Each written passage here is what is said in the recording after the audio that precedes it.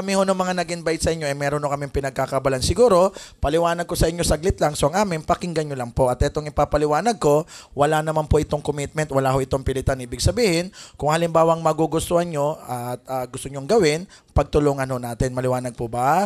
Kung halimbawa naman marinig nyo at di naman kayo maengganyo, wag nyo po siyang gagawin. Maliwanag po ba? At linawin ko sa mga bago hindi po kayo in-invite para bentan. Hindi po namin kayo bebentan. Pangalawa, hindi rin kayo in-invite para gawin taga-benta. Maliwanag po ba? So meron lang kaming gustong i-promote sa inyo na unang-una, napakaganda ho nito sa kalusugan natin. Pangalawa, sa kalusugan ng bulsa. So ano man ang maengganyo kayo sa ipapaliwanag ko, sabihan nyo na lang po yung nag-invite sa inyo. At linawin ko lang, medyo malayo po sa linya natin yung ipapaliwanag ko po sa inyo. Okay? Sa akin kasi napakalayo. Ang natapos ko kasi yung pag-wiring ng bahay at building, electrical ho yung background ko. Narinig nyo ba yung Glorieta? Pamiyaro kayo sa Glorieta? Anong nangyari sa Glorieta? Sumabog, di ba ho? Alam nyo ho ba na ako po ang nag-wiring noon, ma'am? Alam nyo ho ba? Parang sama ng tingin mo, ma'am. Hindi ka na mabiro. Hindi joke lang. Dati po akong empleyado sa Makati sa Electrolux. Pamiyaro ba kayo sa Electrolux? Naalala nyo pa ho ba dati yung I'm gonna knock on your door? Pamiyaro kayo doon? O sila po yung may mga ahenteng umiikot-ikot sa mga subdivision, nagbabahay-bahay. Sila po yung mga nagkakatok-katok at nagbebenta o nagde-demo-demo. Ano yung dinedemo nila? Sila po yung mga nagde-demo ng mga vacuum cleaner, purifier, washing machine at floor polisher. Sila po yung mga ahenteng taga-benta. Kapag nakakabenta sila at naisira, kami naman yung tagagawa. Kasi ang natapos ko, yung wiring ng Bayet Building, ako po napunta sa service department ng Electrolux sa Makati. Kumbaga sa kotse, pag nasira yung kotse nyo, kami mekaniko. So ako po ina-assign sa Makati, sa main office. Alam nyo no, 7 years po ako nag-work sa Makati po dati. Ang sweldo ko po dati 6,000 lang po kada buwan. Okay? Nagmumotor ho ako. Ang motor ko yung Honda na 110, yung pan-tricycle. Bukod doon, ang nanay ko po ay manicurista. Siguro alam niyo yung ganun trabaho, yung naglilinis ng kuko. Tatay ko naman, 5 taon pa lang ako, patay na. Taga-Pasig po ako dati. May taga-Pasig ko ba dito?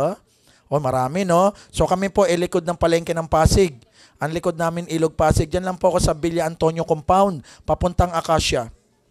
Sa aming lugar, yung 2 tricycle na magkasalubungan, napaka-traffic na po. Okay? Siguro pamiyaro kayo sa amin, no? Sa amin yung konting ulan, binabahan hanggang baywang. Yun po yung buhay ko, 10 taon makalipas bago po ako napasok dito. Okay? So ako po laki sa wala, kaya naman ako rin nagkukwento sa inyo, kasi gusto namin, maawa po kayo sa akin. Umiyak na kasi si ma'am. Alam nyo, no? Ako po laki sa wala. Kaya lang, dahil sa ganitong sistema ng negosyo, umikot ho yung buhay namin 720 degrees. Bakit? Sa ganitong sistema ang ipapaliwanag ko, nagbago po yung buhay namin. Kasi ako po kagaya nyo rin, na-invite lang din po dati. Napaliwanagan, lalaki nagpaliwanag, abogado, nung narinig ko yung ganong sistema, doon po nagbukas yung isip ko. Bakit? Sa ganitong sistema, ako po takot. May whiteboard, may nagpapaliwanag, may produkto, pumapasok sa isip ko, alok-alok, bebentahan ako, o kaya gagawin akong taga-benta, maliwanag po ba? Yun ang pumapasok sa isip ko dati. Kaya lang nung narinig ko yung ganung sistema sa abogadong nagpaliwanag sa akin na lalaki, doon naman nagbukas yung isip ko. So ang amin, pakinggan nyo lang, magbukas lang kayo ng isip, at ang maganda dito, marami naman pong pwedeng makatulong sa inyo. Maliwanag po ba? Ako po, sa 10 years kong nagaganito, maraming nangyari sa buhay ko Bakit? Ito po dahil sa laki po ng sweldo. Kasi yung ganitong sistema, napakarami hong yumaman na pwedeng mangyari kahit kanino po kung magugustuhan lang, okay? Alam nyo, no? Dahil sa ganitong sistema po ng negosyo, sa loob ng 10 years ko, ito yung mga nangyari sa buhay ko, okay? O nakapagpatayo po ako ng bahay. Diyan po ako nakatira ngayon. Okay? At dahil malaking sweldo, nakabili po ako ng Nissan na 2-door na sports car. Yan po yung coaching puti. Kung napanood nyo yung The Fast and the Furious 5 kay Vin Diesel, ganyan po yung coaching dinadrive doon.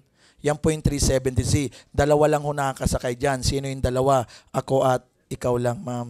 Charing. Sunod kayo, ma'am. Pagkatapos mo, ikaw ulit, ma'am. Tapos last ka, sir. Okay. O yan o. O dahil malaking sweldo sa ganito sistema, nakabili po ako ng Infinity.